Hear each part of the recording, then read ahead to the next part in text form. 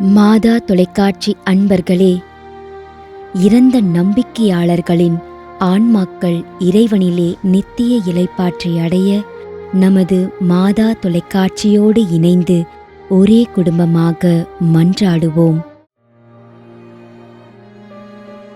Dominic Premkumar, Villivakkam.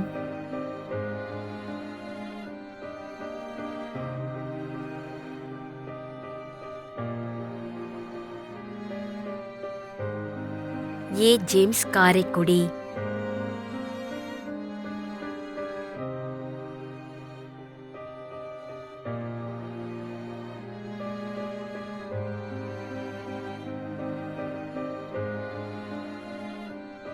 Vedanayagam.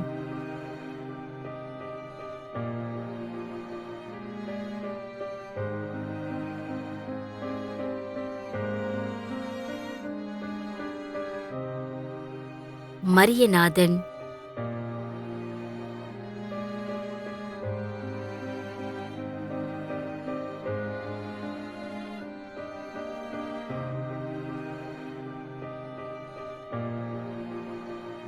ஆரோக்கிய மேரி ராணி, பெங்களூர், 2ஆம் ஆண்டு நினைவஞ்சலி.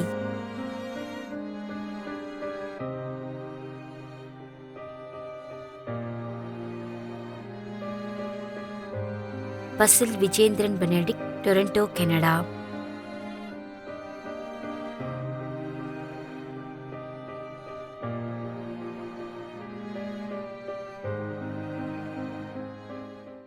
மேலும் யாரும் நினையாத நம்பிக்கையாளர்களின் ஆன்மாக்களுக்காகவும் மன்றாடுவோம். தந்தை, மகன், தூய ஆவியாரின் பெயராலே ஆமென். ஆண்டவருடைய பெயராலே நமக்கு உதவி உண்டு.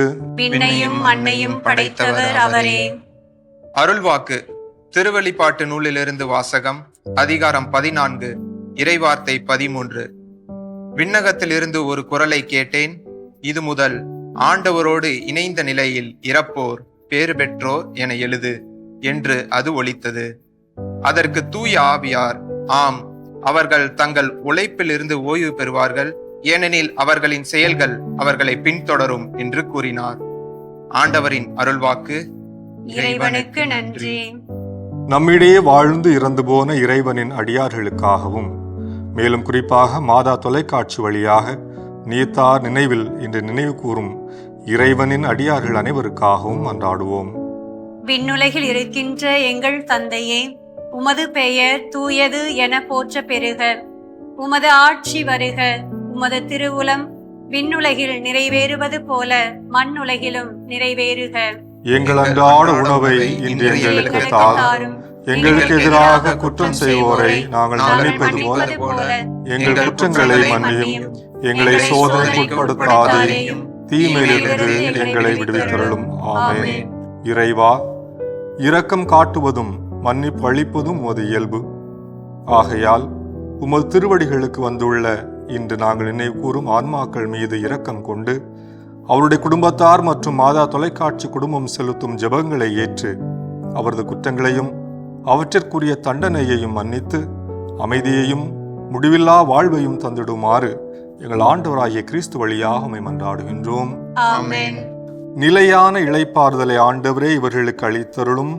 முடிவில்லாத ஒளி இவர்கள் மேல் ஒளிர்வதாக.